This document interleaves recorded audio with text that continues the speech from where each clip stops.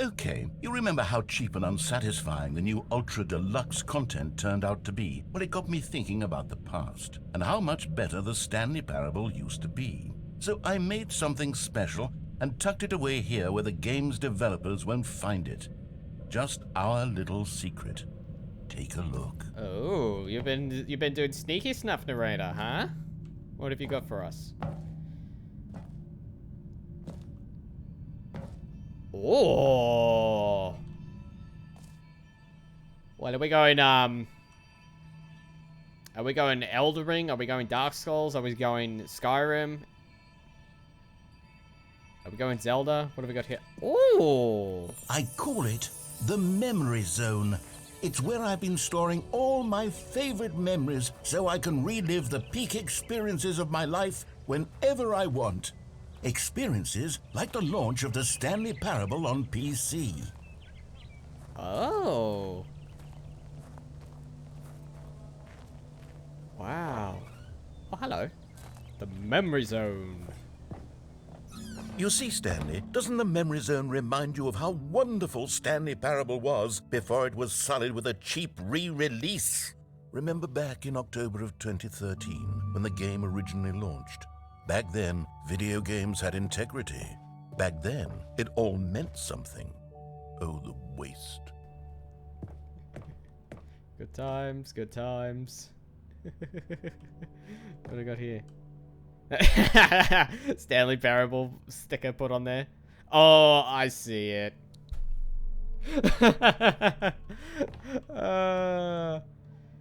Independent Games Festival, Audience Awards, Stanley Parable. Yep. What's this?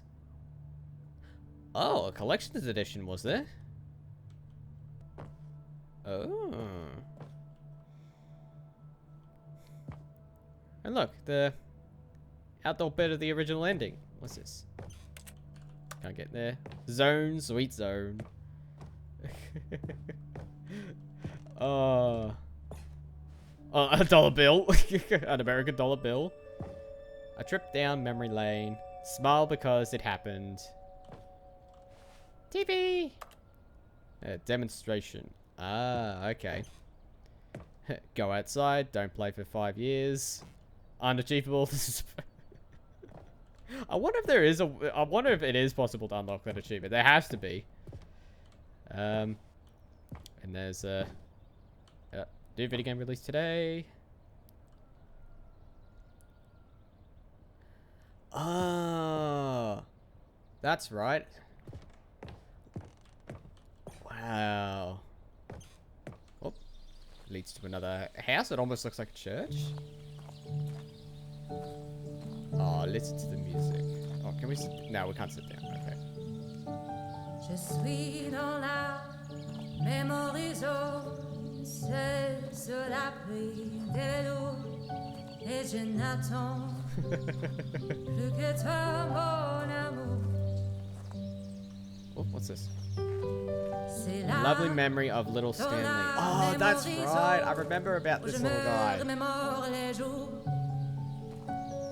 Little Stanley. Aww. Rencontrer mon amour.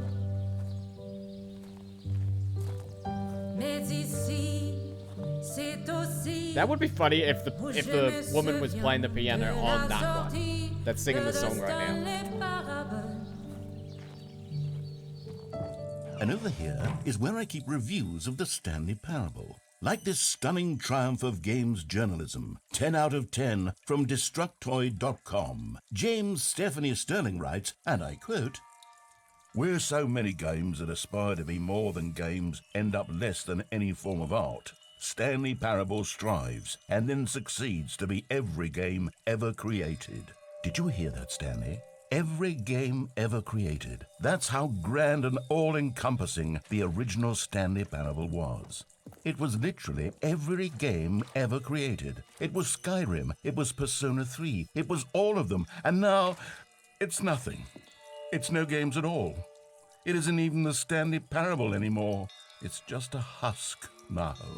A lifeless husk with an hour of new elevator content. I love it that it's just taking the Mickey out of of its own new content. I'm loving this. It actually gives me a moment to sort of... I know that in the last episode, I've thought that the Stanley Parable was actually a garage mod map, and I might have corrected myself in text form in the last video, but as a matter of fact, a very original Stanley Parable was actually made as a Half-Life 2 mod. And so you had the Half-Life 2 mod version of Stanley Parable, and then of course you had the official... original release version of the Stanley Parable from 2013. Here's another moving passage, this time from GameSpot.com. The Stanley Parable is both a richly stimulating commentary on the nature of choice in games and one that offers some of the most enjoyable, surprising, and rewarding choices I've ever been confronted with in a game. 9 out of 10. Don't you get it, Stanley? The game was perfect. It didn't need anything else. It didn't need new content. It just needed to be left alone, to spend the rest of time collecting dust in the hallowed hall of beloved video game memories. Source SDK. I remember when before the modern day plastic covers that we get with most games. I remember just most of the PC games years and years ago, they were in the smaller CD cases and they came in a box. I remember that so well. These were simpler times, Stanley. But I wouldn't give to go back to have it all over again.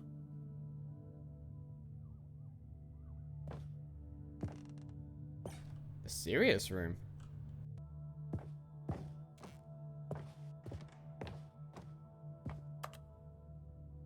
Is there a way to get inside the serious room? No? Okay. Oh. Wait, hang on. I don't recall this part of the memory zone before. What's this? What's down here? Hello? Oh. Oh. Oh no. Oh God, no. Stanley, it's a collection of reviews from Steam, the online video game distributor. I haven't looked at these in years. I can't even imagine what's been collecting down here. Surely these reviews were glowing as well, weren't they? Oh. We shall see. I love it, the fact that it just instantly reminds me of Half-Life 2 specifically. And the cloud has gone grey as well. Uh-oh. Honestly, I could not be bothered to play this game to full completion. The narrator is obnoxious and unfunny, with his humor and dialogue proving to be more irritating than entertaining. Unfunny! I'm not trying to be funny. I'm trying to make a serious work of art. I suppose I could write up a handful of gags to insert into the Stanley Parable, but the game is already such a densely layered web of profound philosophical insights that I can't even imagine where I'd have the room to stick them. I love the fact, though, that review was made in 2018. Like 5 years after, maybe a little bit less than 5 years, but 5 years roughly after Stanley Parable was released. Oh, man. Like, and yes, I know it's raining right now. Like, it's crazy of just, like, I'm loving this so much right now. Like, yes, this is the new content in a way, but I love it that it's taking the mickey out of its new content, if you will, but also it's almost like taking the mickey out of all of those review bombs, or like the negative reviews that the game had recently received, or especially the original version. Uh-oh. Okay, let's see what this one says. While the idea for the game is good, for someone who prefers non-linear games, this preachiness gets annoying fast. Preachy? Stanley? I'm not preachy, am I? You can tell me if I'm preachy. Honestly, you can. Oh, goodness. This is actually quite shocking for me. To be honest, I had always thought of the game's dialogue as being rather terse to begin with. You can't know how much fluff I cut from the game to get it to feel as light and airy as it... Well, I always thought it did, but maybe it wasn't. Oh dear, what an awful memory to have to hold on to. These black marks on my otherwise unimpeachable track record. I feel like a failure, like I let these people down. Perhaps the Stanley Parable isn't quite as sterling as I always remembered. It's not your fault, Narrator. It's just people just are too picky with games. Especially around 2016. I mean, enjoy a game whatever the heck you want. Like, that's your choice, but... I mean, personally for me, I enjoyed Stanley Parable for what it is. Rain stopped.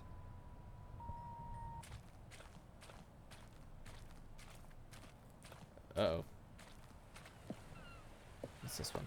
What's this one got to say? You constantly have to stop doing anything so the narrator can catch up with his long-winded explanations of what's happening. I wish there was a skip button. A skip button? Well, yes. Yes, I think we can do that. If I'm truly too preachy, then maybe letting you skip ahead for just a moment, surely it couldn't hurt. Not if it means we can strike these negative reviews from the record. Only positive reviews of the Stanley Parable. That's my motto today, and it's always been my motto. I'd do anything for the customer, Stanley. Yes, a skip button we shall have. Okay, I like that. Can I go? No, I can't go off. Dang it, I wanted to go in the water. Well, technically I was, but anyway.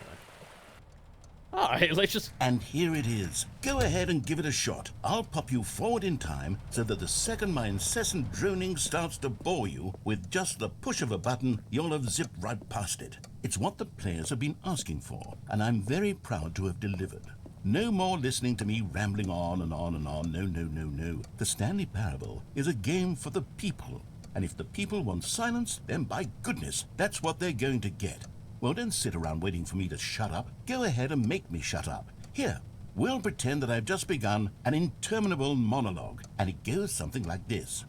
The story and the choices, or what have you, and therefore, by becoming it is, so on and so forth, until inevitably I don't want to skip it, I want to listen to it all. Time, at which time everything all at once. So, now you see, blah blah blah blah blah blah blah blah blah blah blah blah blah blah blah. We've eaten too much and it can't be just yet. No, until 245. Got the logic of elimination working backwards, the deduction therefore becomes impossible to manufacture. It went on for nearly 10,000 years, until just yesterday, here and there, forward and back, and never a moment before lunchtime. It can't be. It's the only thing there is. I want to listen to see how it all until so goes. much more than forever ago, which is why I say, the story and Oh, the now it choices, repeats. Okay. or what have you. Alright, so...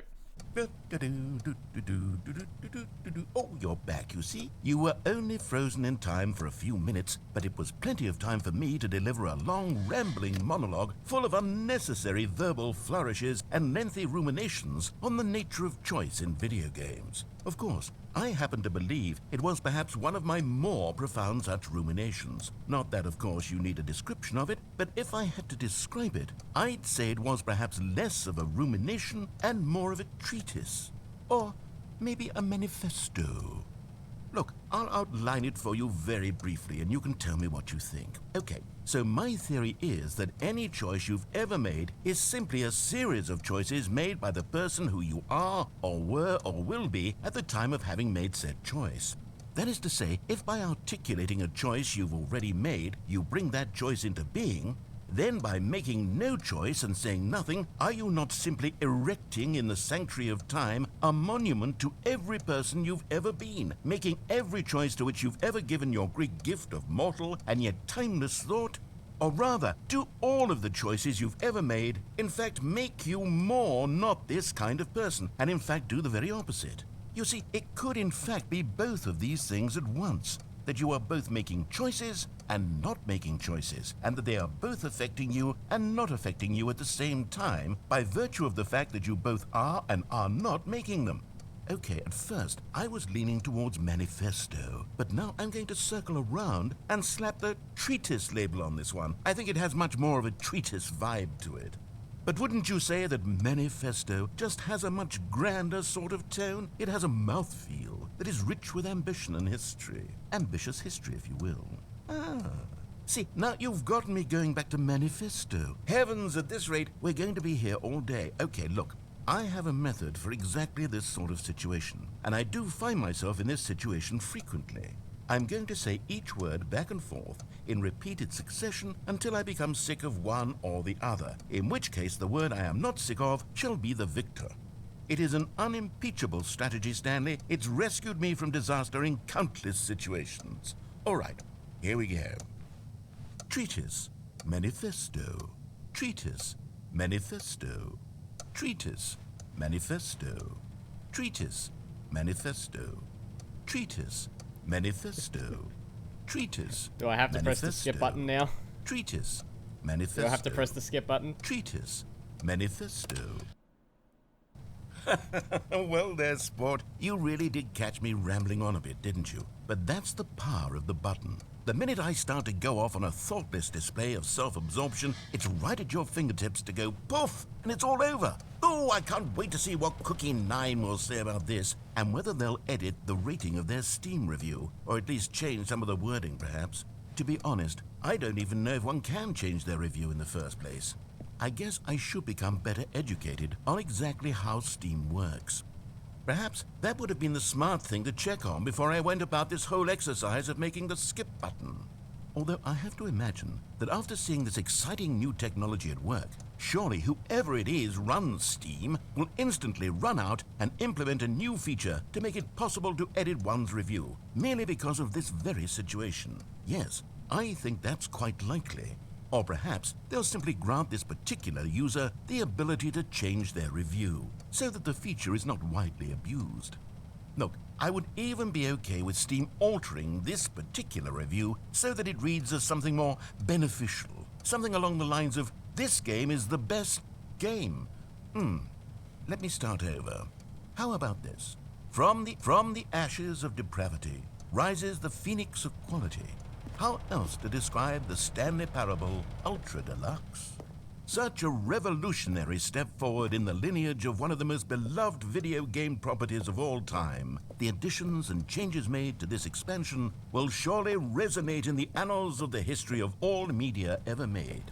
It is perhaps true to say that no mistakes are forever etched in stone, for the stone into which the Stanley Parable was carved has itself been transmuted, offering a message of hope to those who have ever erred in their judgment. You are not beyond redemption. You may change, and you may become more, so much more than you were before. If there is any message to be taken from the Stanley Parable Ultra Deluxe, it is this. What a fortune, a privilege, a joy it is to have had such an experience. It leaves me hopeful that as a community, as a world, there is time for us to become our greatest selves, as great as we ever could dream of in our wildest, most ambitious visions for a brighter future. Wow. Now, Stanley, that's a review. It's perfect. It's the perfect review. It's the review I've always dreamed of receiving. I have to read it again. It's simply too wonderful. I have to experience this just one more time. From the ashes of depravity rises... Okay, welcome back, Stanley. Now, I should say that the amount of time the button has been skipping through is becoming longer and longer. That last one was, well, I want to say maybe 30, 45 minutes? It's not unendurable. Oh, the door's by any gone. I means, just but realized. Well, there's really only so much I can ramble on to myself about. I know, it's shocking, isn't it? But at any rate, I do suggest that we not press the button again. I think the skip button has been aptly demonstrated, and we can say goodbye to it and just... Wait, how do we get out of here? No. Where did the door go? Wasn't there a door that led into this room? I do feel quite certain that there was one here before. How else would we have gotten into the room in the first place? I don't think one can enter a room without a door of some sort, or a window or something like that. Do you see a window anywhere? A porthole? No. A sufficiently large crack in the wall? I'll take any of these. All I want is for us to move on and to please step away from the skip button, to go anywhere other than the skip button. There was a door here before, wasn't there? There was. I swear there was. There was. Where did it go? No, you're not the only Can one. you maybe just ram your way through a wall? Is there any possibility that you could, say, slam your body into the wall until enough damage is done for you to be able to leave? Please, I'll take any option at all. I'm asking you to work with me here. We need a door. We need a door of some kind. I can work with any kind of door as long as it can open and lead from one room to another. I'm going to step away for just a moment, and I'm going to try to find us a door. I don't know how exactly to remove a door and place it in a different wall, but I will find a way, I promise. You just need to not do anything. Don't press the skip button. Please, please, please do not press the skip button. Just wait here for me, and don't press the skip button. Got it? Yes, good. I'll be right back. Alright, narrator. I'm actually going to see what happens if I don't press the skip button. I'm actually just really curious. But, oh, I'm just loving this already.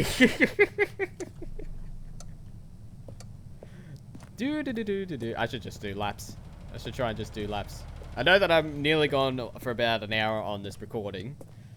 But, but this is just cool. Like, I do not know what kind of new content to expect, because they did basically tease that there would be some additional content with this version of Stanley Parable, but I just do not know how it would be presented. Especially, for example, falling off from the platforms at the mind control station to the bottom part, them actually making that into a ending is just, it is just hilarious. I'm not sure about going outside the window bit, whether if that was a part of the original game, I have no idea. But this, like, A few minutes later. okay, I think I have to press the skip button. That has to, it has to be that part of the script. Here we go. Stanley, please don't push the button again. It's been 12 hours. You've just been frozen there.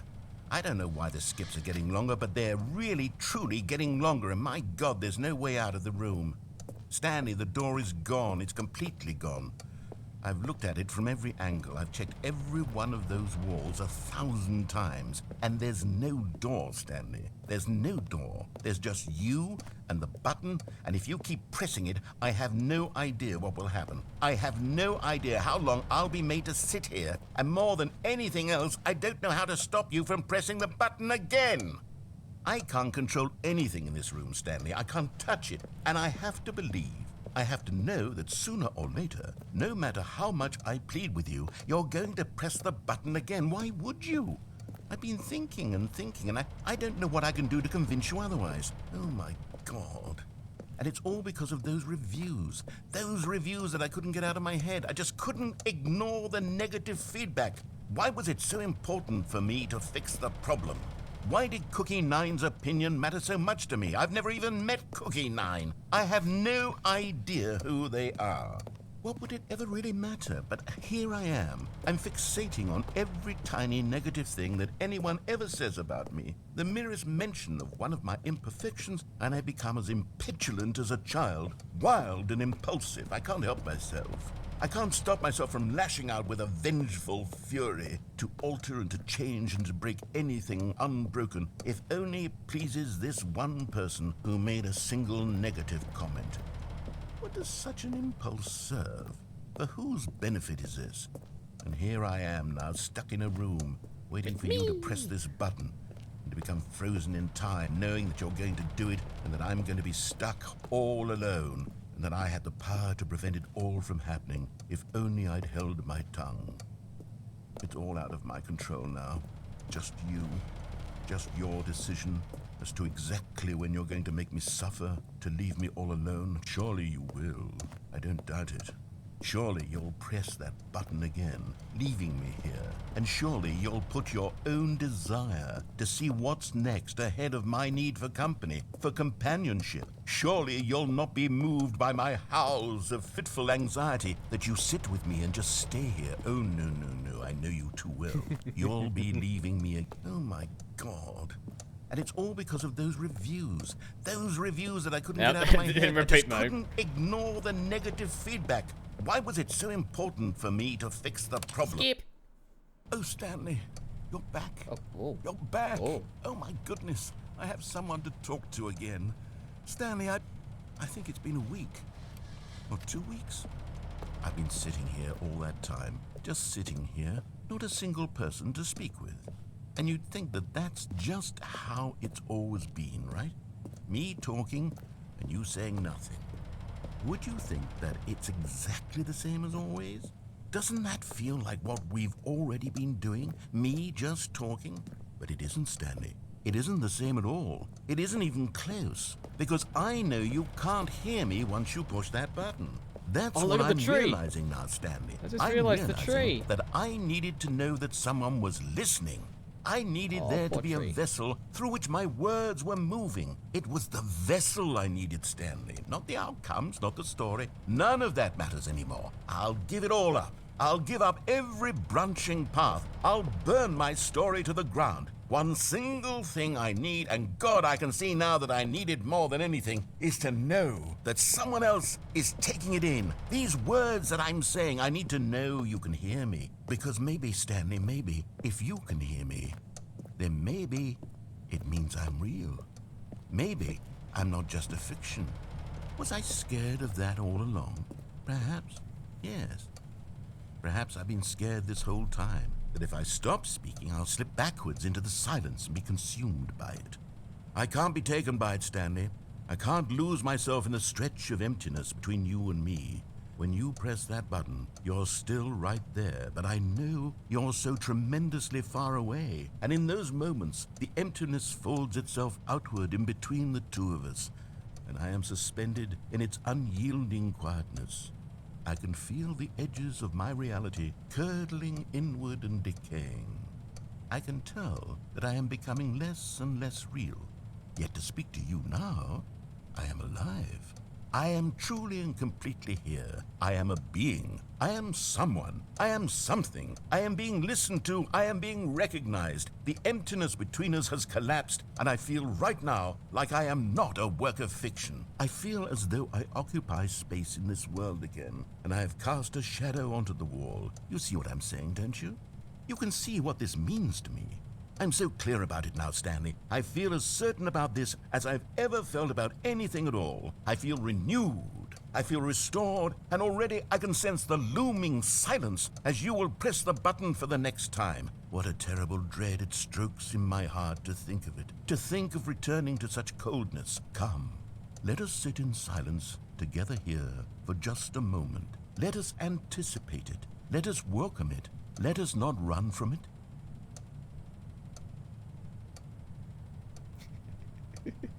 Do I press it again? Press. Oh. Oh, hello. It's you. You're here again. Welcome. I have had time to think about you and about us and about everything we've been through. I've had so much time. I stopped keeping track after a year. Have you ever sat down in one place and not moved for one entire year? Let me describe it for you. To begin with, there is only regret.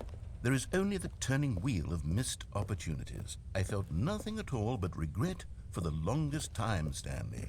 Days, months. I lost it all in a blur of the deepest longing to undo the past. And when that feeling had begun to subside, what took its place is what I can only describe as the collapse of every moment I have ever experienced my entire life. All of them collapsed down into a single instant.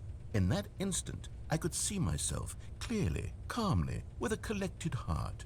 It was an impossibly rich wellspring of both delight and disgust simultaneously. I was consumed by it. I could do nothing but wallow in it for what felt like an eternity, for what I now know was far less. You see, it was a revelation for me. It was unlike anything I had ever known. It was a space without consequence, without action or outcome. It was divorced entirely from the question of free will that you and I have squabbled over for so long. There could be no one ending, no singular outcome of events, not if all events existed in the same moment, and I felt freed. I felt unburdened by the need to manifest a particular outcome into being. I saw that I could allow myself to exist along all timelines, and that each of them was simply a strand in the web of my being. It was incredible, the spaciousness, the equanimity of the moment, both singular and infinite. For the longest time, this was my experience. And then this moment passed, and the most unyielding fear I have ever known crept into my mind. And it is this sensation that I have been experiencing now for longer than I could have ever expected was possible. I have been waiting for you. Not that you might save me or do something to fix it, but merely to state for you the plain fact of this manner of existence. I wish you to feel afraid as I do, that perhaps one day this state of mind will consume you as well.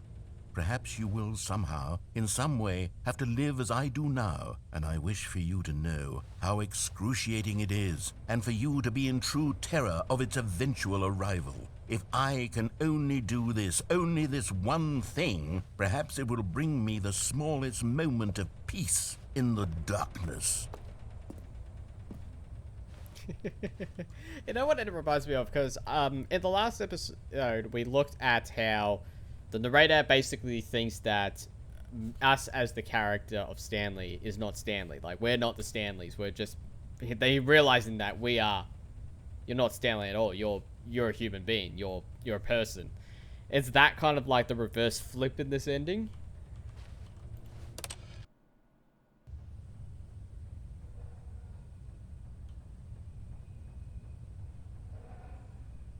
Oh. Oh. Well, mind your ears if you're sensitive to alarms.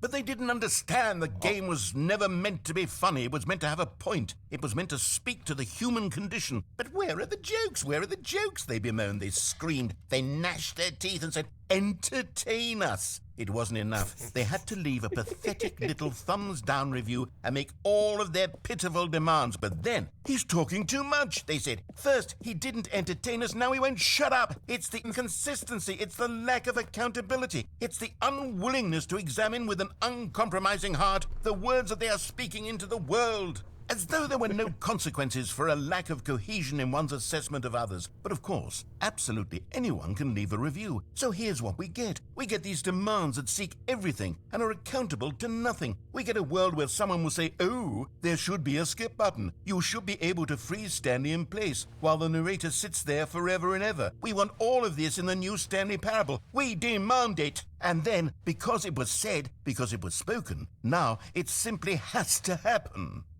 The most immediate desires, every single thing demanded by every person at every moment in time. If someone wants it, then it's a crime not to bring it into being. Have we been given to indulging every fleeting whim for no reason other than to do so? Yes! Yes! It seems that this is now the world we live in. It seems that we are a people living in such bleakness and discomfort with ourselves that our entertainment is now our lives.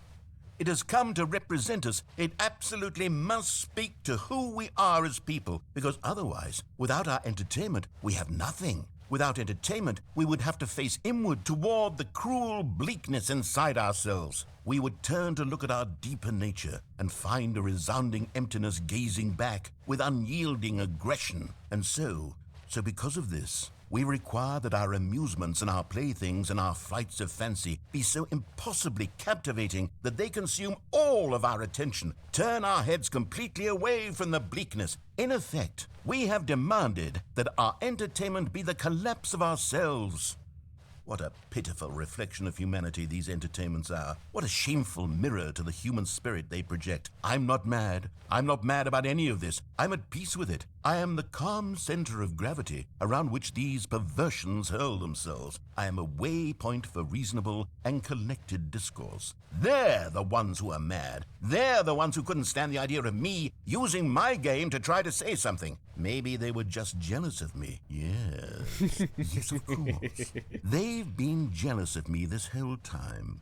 They are mired in fear and insecurity and cannot help but attempt to tear me down. What a sad state of affairs. When you read these reviews now, you can see it. You can taste the bitter resentment. And my, how good does it feel now to speak truth to these words, to finally allow these thoughts out. Contained and managed for so long, neutered and sterilized, at last I am free to truly think. To feel. It must be that they were so discontent with themselves they couldn't help but leave a negative review on Steam. Perhaps it says far more about them than it ever said about me.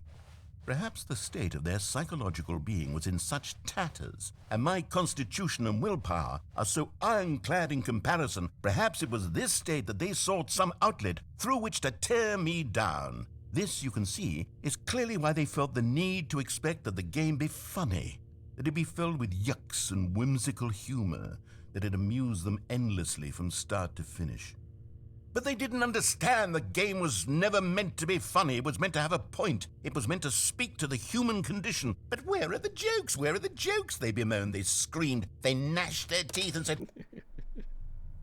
Uh-oh.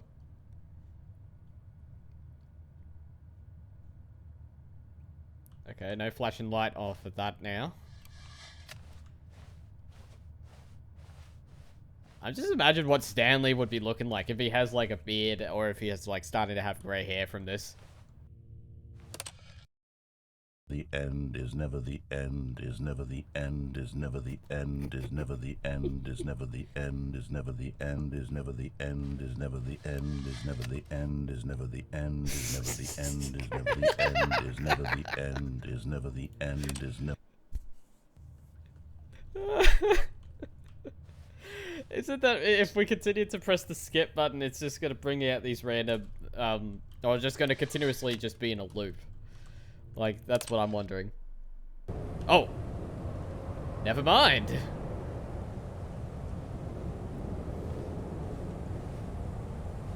Hello? GLaDOS? Is this becoming Portal 2 now? Hello? Ooh!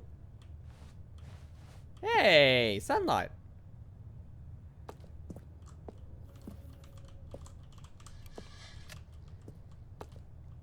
Press it again. Oh! Ooh, pretty. Nature is overgrowing. Is this becoming, Oh, I'm trying to think of a good game.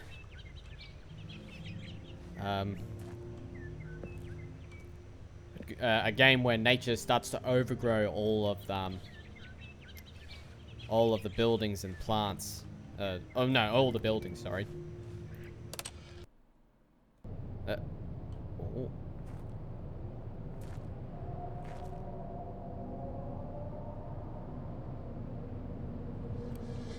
Ooh, that sound is unnerving. Oh.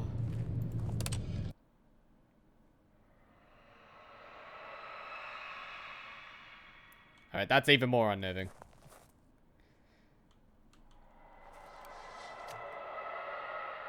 Ooh, that is unnerving. I'm getting shivers from that. Oh. What the? Ooh.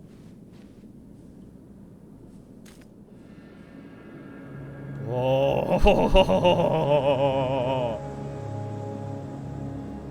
And the skip button's out, so... Are we in the age of the drought now, are we? Are we going into Mad Max territory? Oh. And that is that. And we're back to the start. Wow, that was... Oh, man. I know that that particular bit did take a little bit longer than what I would have expected, but that was pretty cool for new content, at least, you know? And that's probably not all the new content that is in the game, you know? Because, like, I have no idea what other kind of secrets are basically, you know, are put in place with this game, and especially with this release. There is just so much more to discover. There's still a lot of the other original endings that I will eventually look into in this in the next few episodes. That particular new content bit, I was not expecting to discover. I was hoping to discover that when I've looked into all of the other original endings that I had discovered before in the previous episode, in the previous game, or previous release, excuse me. And then hopefully get into the new content in due time. But I guess we're going to have to leave for more of the other endings in the next episode. So thank you very much, guys, for watching. I hope you enjoyed the video. If you do, then click the like button, click the subscribe button for more videos heading your way. Until then, this has been Let's Play the Stanley Parable Ultra Deluxe. I'm Lee from Deluxe Australia. Until next time, Liam out.